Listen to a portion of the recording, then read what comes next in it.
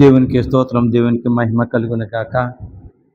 ప్రకటన గ్రంథం వివరణ 20 అధ్యాయము పార్ట్ 4 ఎపిసోడ్ 85 అక్కడికి వచ్చాము, చెప్తున్నాము. అందరూ జాగ్రత్తగా విని సబ్స్క్రైబ్ చేసి షేర్ చేసి లైక్ చేయండి. ప్రతి వాళ్ళు కూడా దీవెనలు పొందండి. ప్రకటన గ్రంథం సామాన్యంగా అర్థమయ్యేది కాదు, ప్రార్థన రూపణంగా మీరు అర్థం చేసుకుని అందరికీ షేర్ చేయండి. పెళ్లి కుమార్తె వరుసలో మిగిలిన వారు ఉందురు. పెళ్లి కుమార్తె వరుసలో మిగిలిన వారు కూడా ఉన్నారు. 2, యుద్ధంలో మిగిలిన వారు ఉందురు. పెళ్లి కుమార్తె వరుసలో ఉన్న వాళ్ళందరూ ఉంటారు. తర్వాత యుద్ధం అయిపోయిన తర్వాత కూడా మిగిలిన వాడు కూడా ఈ భూమి మీద ఉంటారు. 3, 7 సంవత్సరంలో శ్రమకాలంలో మిగిలిపోయిన వారు ఉందురు. లాస్ట్ అండ్ ఫైనల్ పరిగేరుకున్న వాళ్ళు దేవుడు తీసుకెళ్ళేటప్పుడు అక్కడ చిలుకు అది పరిగి అంటారు. 60%, 60%. ఇప్పుడు లాస్ట్ మిగిలిపోయిన వాళ్ళందరూ 30%. అట్టివారిని 1000 ఏళ్ల పాలనలో ప్రభు చేర్చుకును. 1000 ఏళ్ల పరిపాలనలో మిగిలిపోయిన తర్వాత మిగిలిన జనాన్ని 30% ఖచ్చితంగా చేర్చుకుంటారు. ఎందుకంటే ఇక దారి లేదు, ఏ మార్గం కనిపించదు. యేసు ప్రభు ఒక్కడే కనిపిస్తాడు. ఈ ఉండి ఇప్పుడు సెంటర్లో ఉండి మాయ, దగ, మోసం చేసే వాళ్ళందరూ కూడా వెళ్ళిపోతారు యుద్ధం రోజున. వాళ్ళు ఇంకా భూమి మీద ఉండటానికి ఆస్కారం లేదు. ఇప్పుడు వాళ్ళ వాతావరణం కాబట్టి ఇప్పుడు వాళ్ళు ఇష్టప్రకారం చేస్తున్నారు. మిగిలిన జనమును ప్రభు చూసి మీరును 1000 ఏళ్ల పాలనలోనికి రండి అని ఆ మిగిలిపోయిన జనాన్ని జాలితో, దయతో, ఎవరైతే దేవుణ్ణి ఇష్టానుసార ప్రకారంగా దూషిస్తున్నారు, హేళన చేస్తున్నారు, రకరకాలుగా 3 మేకులు పీకులేనోడు దేవుడు అని అంటాం, వీళ్ళందరిని కూడా దేవుడు క్షమించి రండి, ఇంక తప్పదు, నేనే ఇప్పుడు అన్న అర్థమైంది కదా, రండి అని పిలవగానే పరుగులు తీసి దేవుని సమ్ముఖమందు నిలబడతారు. భక్తుల వలె మీకును భోజన సదుపాయం ఉండును. భక్తులకి నేను ఏ రూపంగా అయితే నా బిడ్డలకి పెడుతున్నానో, నా గొర్రెలకి మీరు ఎలాగైతే పెడుతున్నానో, అలలోకి మీరు కూడా రండి, మీకు కూడా భోజన ఏర్పాట్లన్నీ కూడా నేను సమృద్ధిగా ఇస్తాను అని అంటున్నారు. ఈ లోకమందున్న క్రూర జంతువులు మిమ్మల్ని ఏమీ చెయ్యనేరవు. ఇంకా క్రూర జంతువులు ఉన్నాయి అంటే దేవుని నమ్మకోకుండా ఉన్నవాళ్ళు, ఇక ఏం చేయటానికి ఆస్కారం లేదు, వాళ్ళు కూడా వచ్చేస్తారు. ఎందుకంటే ఎప్పుడైతే సాతాను బంధించబడిందో పాతాళ లోకంలో యుద్ధమైన తర్వాత, అంతక్రీస్తు అబద్ధ ప్రవక్త అగ్నిగుండంలో ఎప్పుడైతే పడిపోయారో అప్పుడు ఇవన్నీ కూడా ఇంకెవరు మాట్లాడటానికి ఆస్కారం లేదు. మీరు మారు మనసు పొందండి అని కేకలేసి, ఇక నా బిడ్డలుగా దత్తత తీసుకోండి, మారు మనసు పొందండి, రక్షణ తీసుకోండి అని ప్రభు వాళ్ళకి చెబుతూ ఉంటారు. అంతక్రీస్తు సైన్యంలో మీరు చేరలేదు గనుక మీకు ఈ అవకాశం కలిగినది. అంతక్రీస్తు దాంట్లో మీరు చేరలేదు. కొంతమంది అంతక్రీస్తులో చేరి 666 ముద్ర వేయించుకున్న వాళ్ళందరూ కూడా ఆ యుద్ధంలోని 7 ఏళ్ల శ్రమల కాలంలోని మరణవాత పడతారు, వాళ్ళ పాతాళాలకు వెళ్ళిపోతారు. కొంతమంది 666 ముద్ర వేయించుకోకుండా సరే చూద్దాంలే అనుకున్న వాళ్ళకి మాత్రం ఈ అవకాశం ఉంటుంది.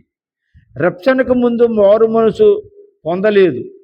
భూమి మీద ఉన్న తర్వాత రక్షణ అనగా చాలాసార్లు చెప్పాను, ఈ భూమి అంతరించిపోయే సమయాన్ని రక్షణ కాలం అంటారు.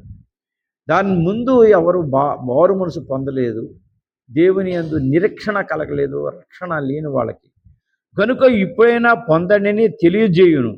సరే, ఆ పెలుగు పొందలేదు, ఇప్పుడు నేను రమ్మంటున్నాను, నా సైన్యంలోకి, నా బిడ్డలోకి, మా బోధకులోకి కలుసుకోమంటున్నాను.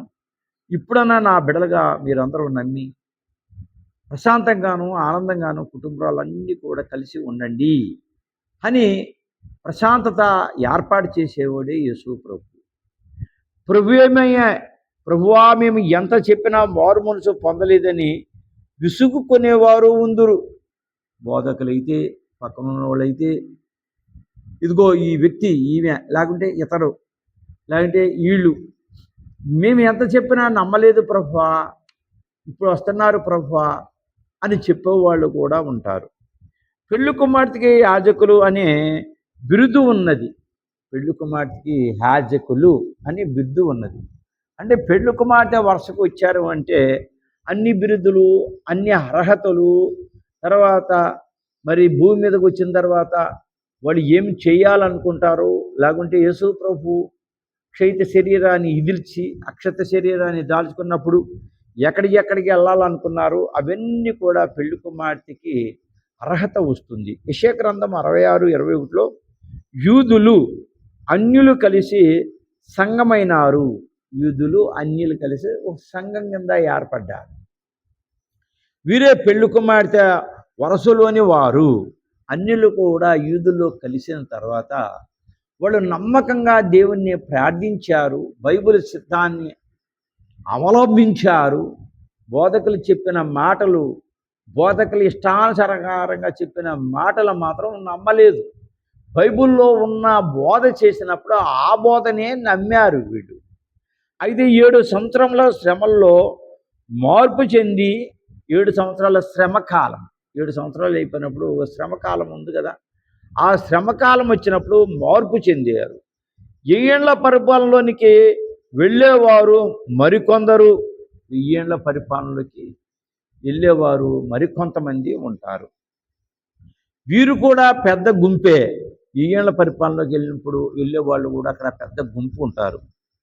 ఇది చూసిన యోహాను లెక్క పెట్టలేక, యోహాను గారు చూశారు, అక్కడ లెక్క పెట్టడానికి వీలు కుదరలేదు.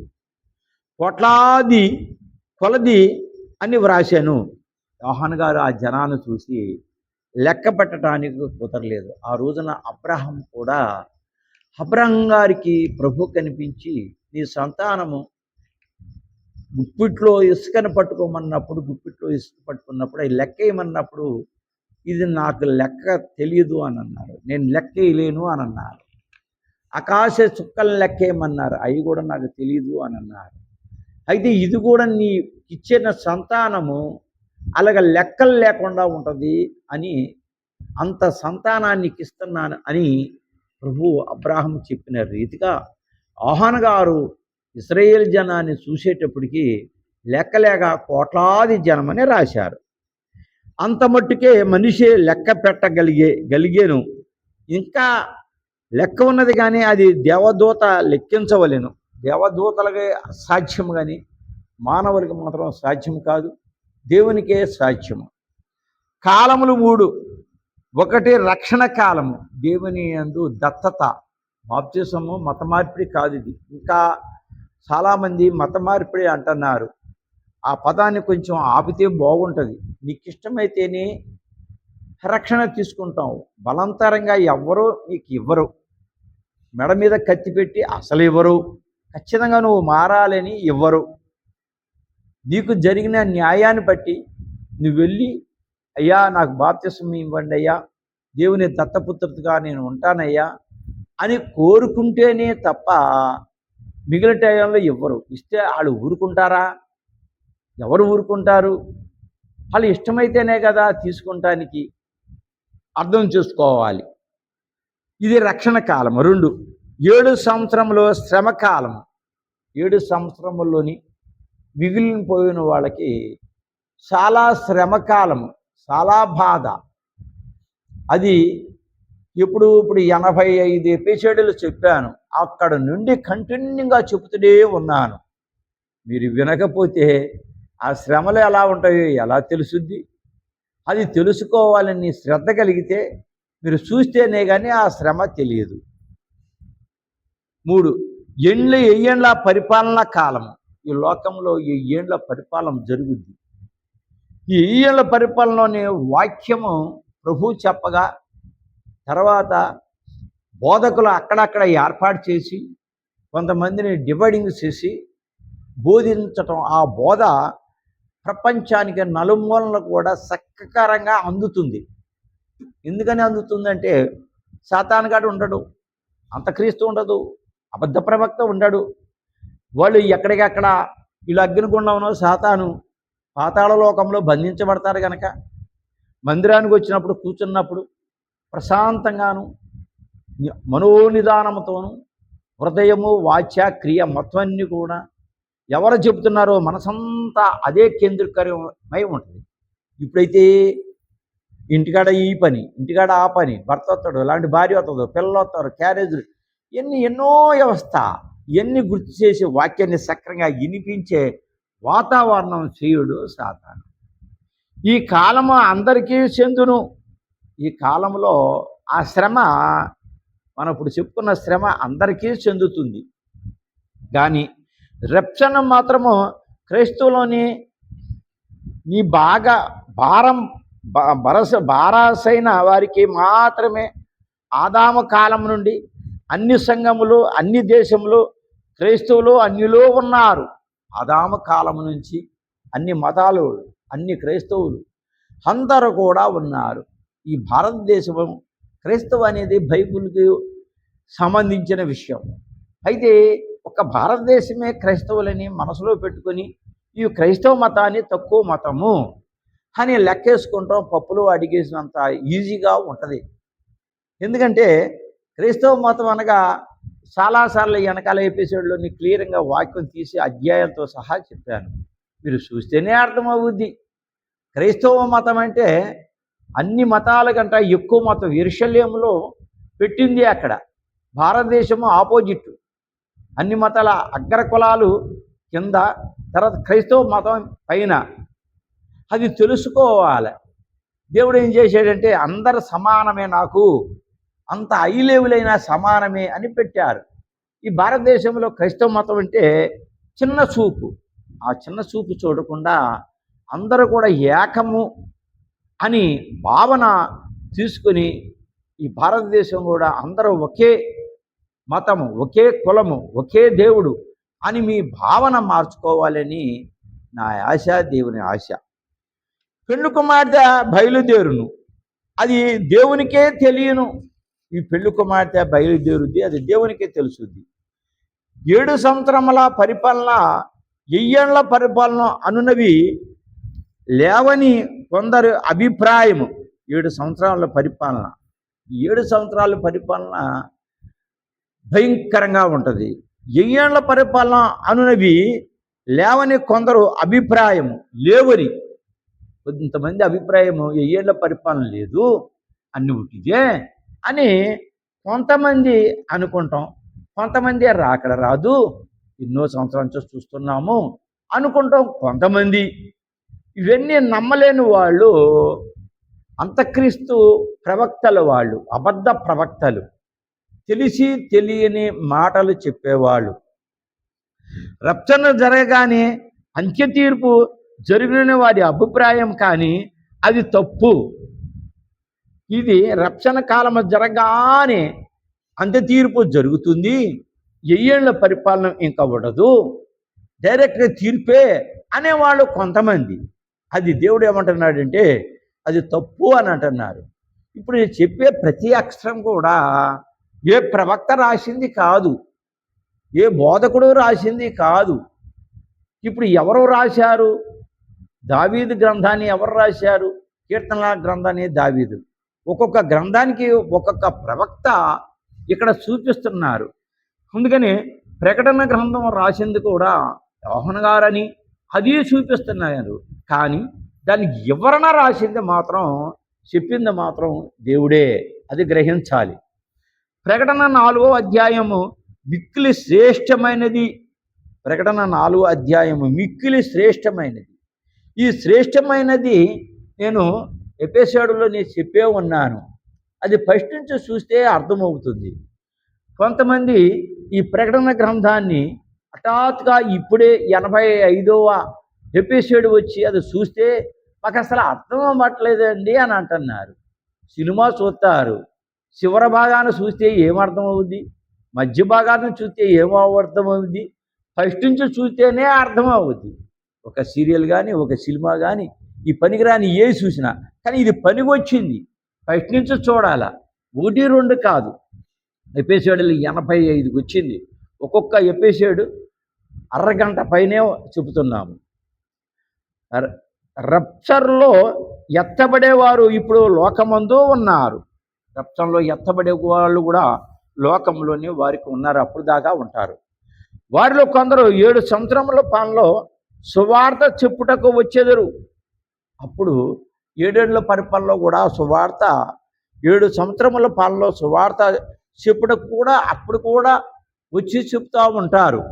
అలాగే 1000 ఏళ్ల పాలనలోనూ వచ్చేదరు. అప్పుడు 1000 ఏళ్ల పాలనలో కూడా చాలామందికి చెప్తారు. ఈ లోకంలో వాక్యం నేర్చుకుని సంఘాల్లో మిగిలిపోయిన వాళ్ళు చాలామంది ఉన్నారు. అయితే వాళ్ళకి ఆస్కారం లేక, చెప్పడానికి సమయం లేక అల్లాడే వాళ్ళు కూడా చాలామంది ఉంటారు. ఇలాంటి వాళ్ళకి 1000 ఏళ్ల పరిపాలనలోని వాక్యం చెప్పే పరిస్థితి వాళ్ళకి 100% దేవుడు ఇస్తారు. పెళ్ళి వచ్చేది. అలాగే 1000 ఏళ్ల పాలన వచ్చేది. పెళ్ళి కుమార్తె ఎచ్చట ఉన్నదో అని ప్రభువే కనుగొనవలెను. పెళ్ళి కుమార్తెలు ఎక్కడున్నారు అంటే, పెళ్ళి కుమార్తె అంటే చాలాసార్లు చెప్పాను వెనకాల ఎపిసోడ్లో. పెళ్ళి కుమార్తెగా సిద్ధపాటు. పెళ్ళి కుమార్తె అంటే దేవుని తర్వాత ఎన్నుకోబడ్డ బిడలు. వాళ్ళకి అన్ని వరాలు కలిగి ఉంటారు. దేవుని సొత్తై ఉంటారు. దేవుని పైన పరలోకంలో ఉన్న ఆస్తి అంతా వాళ్ళకి ఆతిథ్యము అంటే వీళ్ళ కోసమే సంపాదించి పెట్టారని కూడా బైబిల్ స్పష్టంగా చెప్తుంది. పెళ్ళి కుమార్తె ఎన్నో కష్టాలు పడి ఈ లోకంలో ఆ వరాన్ని సంపాదించుకోవటమే ఈ లోకంలో కష్టం. ఆ తర్వాత దేవుడిచ్చే వరాలని, దేవుడిచ్చే వాతావరణాన్ని అన్నీ కూడా బహు సంతోషంగా అనుభవిస్తారు. ఒకటి సంఘకాలము, సంఘము ఎంతకాలంలో ఉంటున్నాం. 2 రక్షణ కాలము, అదాము నుంచే లాస్ట్ వరకు. సంఘకాలం అంటే మనం బ్రతికున్నంత వరకు ఎక్కడ ఉన్నాము. 3 7 ఏళ్ల పరిపాలన కాలము. 7 ఏళ్ల పరిపాలన ఏం జరిగింది? అంతక్రీస్తు 3.5, అబద్ధ ప్రవక్త 3.5 ఈ లోపల పరిపాలించారు. తర్వాత 4 7 ఏళ్ల పరిపాలన కాలము. ఇవి గడువు కాలము. ఆ తర్వాత 7 ఏళ్ళ కాలం అయిపోయిన తర్వాత తీర్పు కాలం. ఆ తీర్పున అప్పుడు ఇవన్నీ కూడా అగ్నిగుండం, పరలోకము, ఇవన్నీ కూడా తీర్పు వస్తుంది. అక్కడ పరలోక భక్తులు వచ్చిన అది రాజ్య పరిపాలన కాలము. పరలోక భక్తులు వచ్చినప్పుడు అది రాజ్య పరిపాలన కాలం. ఇవన్నీ కూడా ఎలాగా ఏమీ అర్థం అవ్వవు. ఎందుకంటే ఇది ఆత్మకు సంబంధించిన విషయం. ప్రకటన గ్రంథం అంటేనే ఆత్మకు సంబంధించిన విషయం. శరీరంతోనే దీన్ని కొన్ని తప్పులు విభజించి బైబిల్లోని తప్పులు విభజిస్తున్నారు. బైబిల్లోని ఎవరైతే తప్పులు విభజిస్తున్నారో ఆ తప్పు ఆత్మకు సంబంధించిందని అర్థం చేసుకొని సంతోషించి మీరు ఇప్పటికైనా మౌనంగా ఉంటే మీరు క్షమించబడతారు. లేకుంటే శిక్ష అందరికీ తప్పదు. వెంటనే శిక్ష రాదని అనుకుంటున్నారా? ఆదాముని పండు తింటే నీకు శిక్ష అన్నారు, అవ్వమ్మని ఆదాముని. కానీ చిన్న వెంటనే రాలేదు, కొంతకాలానికి వచ్చింది, తప్పనిసరికి వచ్చింది. యేసు ప్రభుని చంపినప్పుడు శిక్ష రాలేదన్నారు. 33.5 సంవత్సరాలు ఈ లోకంలో ఉన్నారు. తర్వాత భక్తులు మరణించిన తర్వాత భక్తులను కూడా చంపేశారు. 70 సంవత్సరం 30.5 70 సంవత్సరాలు 60 లక్షల మంది ఊతకోత కోయబడ్డారు.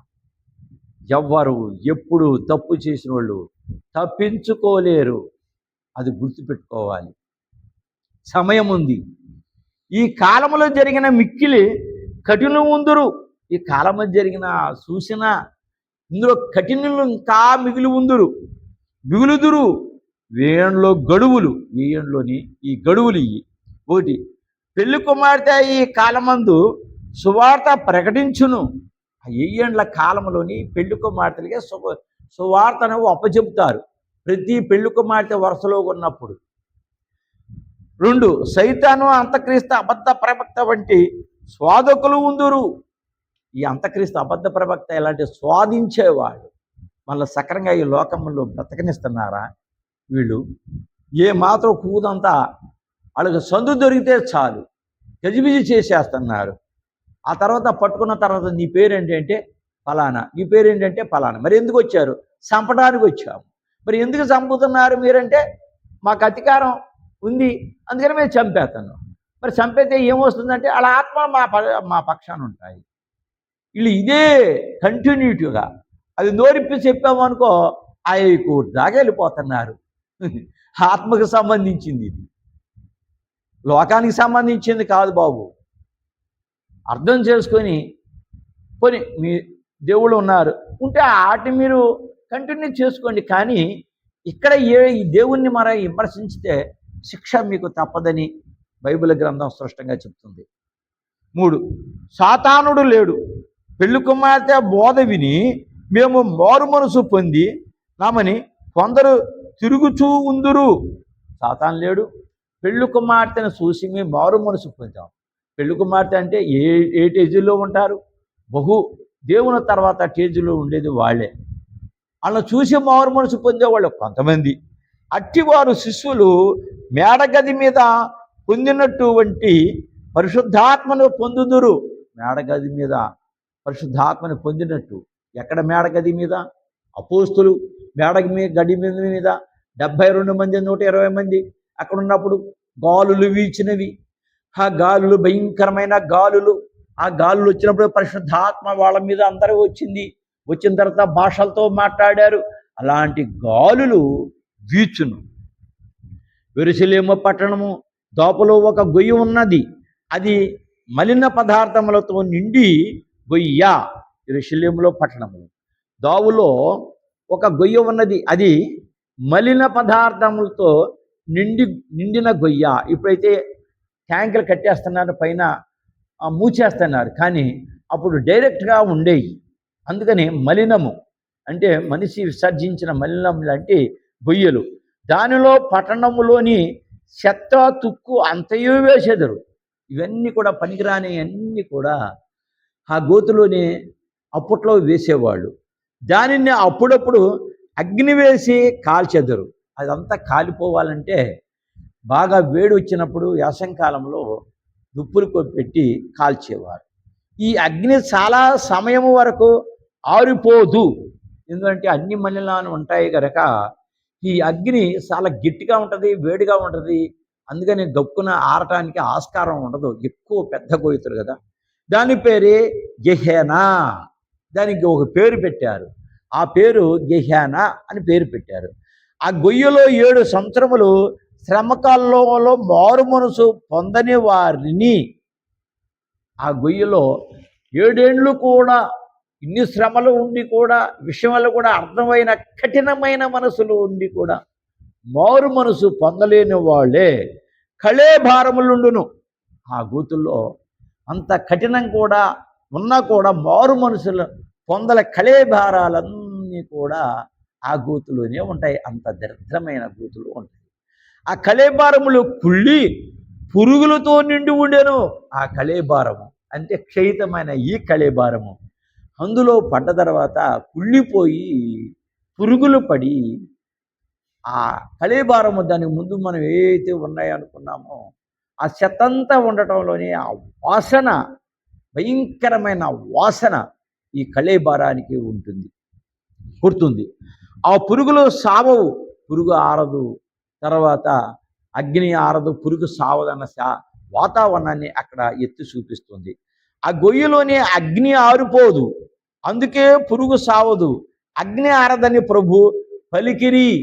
పురుగు అంటే మరి ఈ ఆత్మలు, అగ్ని అంటే దేవుని పంపించిన అగ్ని. ఈ మారు మనసు పొందలేని వాళ్ళకి, అర్థం చేసుకోలేని వాళ్ళకి ప్రతి ఎపిసోడ్లో కూడా అక్కడక్కడ నేను చెప్తూనే ఉన్నాను. ఈ బోధ భూలోకానికి సంబంధించింది కాదని, శరీరానికి సంబంధించింది కాదని, పరలోకానికి సంబంధించిన ఆత్మతో సంబంధించిన బోధని.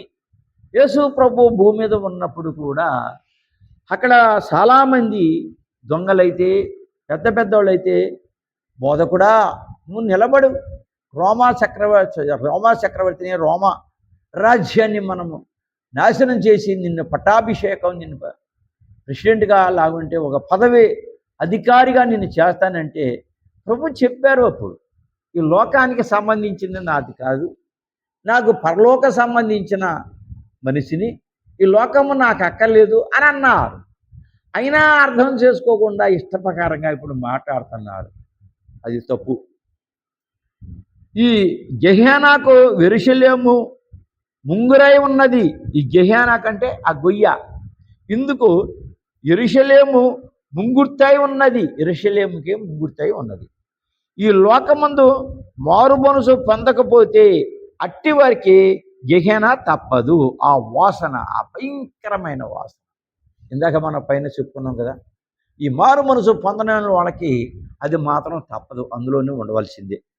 మారు మనసు పొందుకున్న దానికి కారణము మనము మానవ నైజము, మన నైజము. మారు మనసు పొందాలి, తప్పదు. నైజము సైతాను వల్ల చెడుగంతయో మనిషికి అబ్బెను. సాతాను వల్ల చెడు ఎలా ఉంటుంది అన్న విధానాన్ని సాతాను మనకి నేర్పించిన వాతావరణం మానవులకి నేర్పించింది. ఈ లోకంలో తల్లి పిల్ల కానీ, మామ కోడలు కానీ, అత్త అల్లుడు కానీ ఈ రూపుడిగా పాపాల్లో పడిపోయి సాతాను దుష్ట శక్తులు చేసే వాతావరణంలో పడిపోయి పాపాన్ని కొని తెచ్చుకుంటున్నారు. అది తప్పని మనకు తెలిసినవి కూడా దాన్ని కప్పుపుచ్చటానికి ట్రై చేస్తున్నాము. బైబిల్లో దాన్ని వివరిస్తుంది. ఆ వివరించిన బైబిల్ని మంచి బైబిల్ కాదు అని అంటున్నారు. ఇది ఎంతవరకు న్యాయము, ఎంతవరకు వాతావరణం? అయితే మరి ఇంకొకటి ఉంది, బైబిల్లో అక్కడక్కడ తప్పులు ఉన్నాయి అని అంటున్నారు కదా. మరి బైబిల్లోని ఎన్నో అద్భుతమైన కార్యాలు ఉన్నాయి, మరి అవి ఒక్కటన్నా చెప్పరే. యెహెజ్కేలు గ్రంథం ఉంది, యెహెజ్కేలుని గోతులో దిగమన్నారు, కలకలకలలాడుతున్న ఎముకల్లో దిగి నువ్వు ప్రార్థన చేయమన్నారు. ప్రార్థన చేయగానే ఎముకలే శరీరము నర్రములు సమస్తం వచ్చి మళ్ళా ప్రార్థన చేయగా బ్రతికారు. చచ్చిపోయిన మనుషులు వేళ్ల కొద్దీ ఇశ్రాయేలు జనం చూసి ఇచ్చంతరపోయారు. యేసు ప్రభు మరణించినప్పుడు భూకంపం వచ్చినప్పుడు అప్పుడు కూడా భూమి బద్దలైపోయి అప్పుడు కూడా ప్రవక్తలు బతికిన వాళ్ళు బయటకు వచ్చి మాట్లాడారు. మరి ఇలాంటివి ఎందుకు చెప్పడం లేదు? అయ్యేమో 100కి 100 ఉన్నాయి. 100కి 100లోనే కనీసం ఏంటంటే ఒక 5 6 పట్టుకొని దాన్ని బయటికి తీసి మాట్లాడతారు. ఎందుకు మాట్లాడతారు నాకు అర్థం అవ్వట్లేదు. బైబిల్ అంటే మహాసముద్రం. ఈ సముద్రంలోని అన్నీ ఉంటాయి. ఆ తప్పులు కూడా దేవుడు తెలుసు. ఎందుకంటే ఎవరు ఏది చేసినా దాయిసి పెట్టకుండా రాసిందే దేవుడు గొప్పతనం. అయితే మనిషి స్వయంగా గడించినది కొన్ని దుర్గణాలే. మనిషి స్వయంగా గడించినది దుర్గణాలే, మంచి కావు, మంచి పద్ధతులు కాదు, చెడు పద్ధతులు, చెడు కార్యములు అవి సంపాదించారు. ఇదే నైజము. చెడును సంపాదించటమే మానవుడు ఒక నైజము. అనగా అసలు సైతానుది వడ్డీ పాయిదాలు లాభం మనిషివి, వడ్డీ పాయిదాలు. ఈ సాతానుగాడు ఉన్నాడు. ఉన్న తర్వాత లేనిపోని ఆశలు కల్పించి 100కి 10 రూపాయలని, 20 రూపాయలని, 5 రూపాయలని ఈ రూపంగా డబ్బులు పెట్టించి కోట్లు ధనవంతులు గడించుకునేలాగా ఏర్పాటు చేసి ఈ లోకాన్ని గలిబిలి చింతరబందరం చేస్తున్నాడు. అదే కరెక్ట్ అని నమ్ముతున్నారు. నైజములు 2. ఒకటి వంశముల నుండి వచ్చే నైజము, ఇక అది పోదు. శరీరంకి కొవ్వు ఎలా పట్టుకుంటుందో అలాగే పట్టుకుంటుంది. వడ్డీ పెట్టుకున్నవాడు వడ్డీగానే పోతాడు, కూలి చేయించుకున్నవాడు కూలి చేయించుకున్నట్టుగానే పోతాడు. కూలివాడిని హీనంగా మాట్లాడతాం. నైజము అది, శరీర నైజం, పూర్వం నుంచి వచ్చే నైజము. 2 మనిషిలోని పుట్టు నైజము. ఈ పుటకే ఆ నైజము, దుష్ట నైజము. ఈ పుట్టుకల్లోనే ఏమొస్తుంది? ఆ నైజము. ఎందుకు? వాళ్ళ తాత అదే చేశాడు, వాళ్ళ ముత్తాత అదే చేశాడు, వాళ్ళ నాన్నగారు వాళ్ళు ఏది చేశారు, వీళ్ళు కూడా అదే చేస్తారు. ఇది నైజం పోదు శరీరంలోని. అలాగే పరలోకంలో భక్తులు ఉన్నారు, పరలోకంలో కూడా గొప్ప భక్తులు ఉన్నారు. అలాగే భూలోకంలో శ్రేష్ఠులైన భక్తులు ఉన్నారు. ఇప్పుడు కూడా భూలోకంలో శ్రేష్టమైన భక్తులు ఉన్నారు. ఈ శ్రేష్టమైన భక్తుల్ని కనుక్కోవాలంటే చాలా కష్టం. అప్పుడు కనుక్కుంటాం కూడా కష్టమైంది. కనుక్కున్న వాళ్ళే బైబిల్లోనే ఎక్కించారు. ఇప్పుడు కనుక్కుంటాం ఇంకా కష్టం. కానీ నేను చెప్పేది, నేనైతే విజయ అంటాను. మరి ఆలోచిస్తే మరి ఒకటి నిజం ఏమిటంటే, ఇది చాలా ఎపిసోడ్లో చెప్పాను. సంఘములో ఇబ్బందులు ఇరకాటలు వచ్చిన తర్వాత దేవుడిని అడిగిన తర్వాత దేవుడు ఎందువల్ల ఇది వచ్చిన కారణం, లేకుంటే సంఘ సభ్యురాలకి ఇది వచ్చిన శ్రమ, ఇలాగా పరిస్థితి బాగోలేదు, ఎందువల్ల వచ్చింది, ఇదిగో దీనివల్ల వచ్చింది, సాతాను వల్ల వచ్చింది, లేకుంటే ఈ కార్యక్రమాలు చేయటం వల్ల వచ్చింది, అందుకని ఇది సరి చేసుకోండి, ఎలా సరి చేసుకోవాలి, ఎలా సరి చేసుకోండి అని ఒక భక్తుడికి చెప్పినప్పుడు ఆ భక్తుడు వెళ్ళి సంఘానికి చెప్పి ఎవరికి ఏ ఇబ్బంది వచ్చిందో అది తెలియపరిచిన తర్వాత దేవుడు చెప్పిన ప్రకారము అది జరిగిన తర్వాత అప్పుడు అది కరెక్ట్ భక్తుడు అని నమ్మాలి. ప్రతి ఎపిసోడ్లో పంపుతున్నాను. మరి అది కూడా అబద్ధం అనుకుంటే, ఒకటి వీరు సువార్త ప్రకటించుచున్నారు, 2 ఆరాధన చేస్తున్నారు, 3 రాజ్యము వేలుచున్నారు. ఈ భక్తులు సువార్తని ప్రకటించుచున్నారు ప్రతి వాళ్ళు కూడా, అలాగే ఆరాధన చేస్తున్నారు రోజును, తర్వాత 3 రాజ్యము ఏలుచున్నారు, లోకంలో ఉన్న రాజ్యాన్ని కూడా ఏలుచున్నారు. 4 అద్భుతములు చేస్తున్నారు, వీళ్ళు కూడా అద్భుతాలు చేస్తారు. నయీనాను పట్టణం ముందు ఒక విధవరాలి కుమారుడు చనిపోగా ఆ శవమును సమాధికి తీసుకొని వెళ్ళుచున్న మార్గములో జీవము ప్రభు ఎదురుగా వచ్చాను. ఆ నయూన అన్న పట్టణంలో విధవరాలు కుమారుడు చనిపోయి సమాధి దగ్గరికి తీసుకెళ్లేటప్పుడు యేసు ప్రభు ఎదురు వచ్చేసి అతన్ని బ్రతికించగలిగారు. మృతువులు జీవమును ఎదురెదురుగా కనబడగా జీవమును చూచిన మృత్యువు పారిపోయాను. ఆ మృత్యువు పారిపోయాడు. అది పారిపోయింది. యేసు ప్రభుని కుట్ర కుతంత్రాలతోని లోకంలో ఉన్నవాళ్ళు సాతాను ఆళలోకి వెళ్ళి మానవుల్లోకి వెళ్ళి అతను చంపేసేలాగా ఓ కుట్ర పన్ని సిలువు మీద మరణం పొందేలా చేశారు. అయినా కూడా ఆ మరణాన్ని కూడా జయించిన యేసు ప్రభువుని లేనిపోని అబద్ధాలు చెప్పి రోమను అక్కడ ఉన్న సైనికులకి కొంత డబ్బిచ్చి ఇజ్రాయేల్ జనాన్ని నాశనం చేశారు. అందుకని ఆ జనం ఇప్పటి వరకు కూడా యుద్ధంతో ఎక్కడికెక్కడ అన్యాయంగా మరణిస్తున్నారు. పిలాతు దగ్గర కోరుకున్న కోరికను బట్టి. అది అర్థం అవ్వట్లేదా ఈ ప్రపంచానికి? ప్రభు భూలోకములో ఒక్క మారైనా సమాధుల యొద్దకు వెళ్ళలేదు. అలాగే ఒక్కవేళ వెళ్ళినట్లయితే మృత్యువు ప్రభును చూసి పారిపోవు. సమాధుల దగ్గరికి వెళ్ళి ఆ సమాధుల దగ్గరికి వెళ్తే మృత్యువు పారిపోతుంది ప్రభును చూసి. తండ్రి దగ్గర వచ్చేటప్పుడు అధికారాన్ని తెచ్చుకున్నాడు ప్రభు. లాజరు చనిపోయిన 4 దినములైన పిదప ప్రభు సమాధి వద్దకు వెళ్ళను. 4 దినాలు అయిపోయి పాతి పెట్టిన తర్వాత ఈ లాజరుని అక్కడికి వెళ్ళారు ప్రభు తన ప్రభావం యూదులకు చూపించటకు అలాగా సమాధి వద్దకు వెళ్ళను. యూదుడికి వచ్చిన యేసు ప్రభు మానవుడా, దేవుని కుమారుడా, ఎంత గొప్ప వ్యక్తి, అతనిలో ఎంత శక్తి ఉంది, అది చూపించటానికి యూదుల దగ్గరికి పనికట్టుకుని యేసు ప్రభు వచ్చారు. అప్పుడు జీవము ఎదుట మృత్యువు నిలవలేకపోయాను.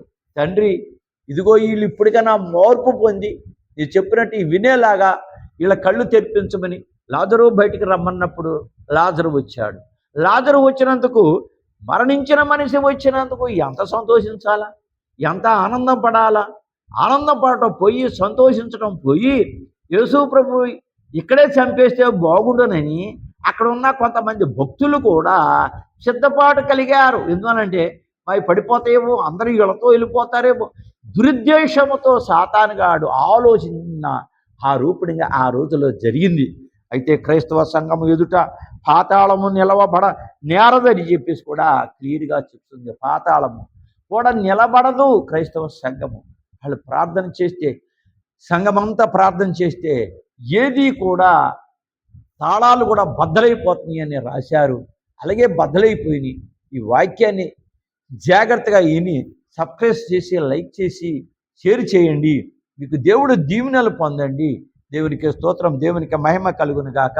ప్రభా, ఎవరైతే ఇది నా ప్రజలకు పంపుతారో వాళ్ళందరికీ కూడా దీవెనలు ఇమ్మని నజరేతుని యేసు నా మీద బ్రతిమలాడి అడుగుతున్నాను తండ్రి. ఆమేన్.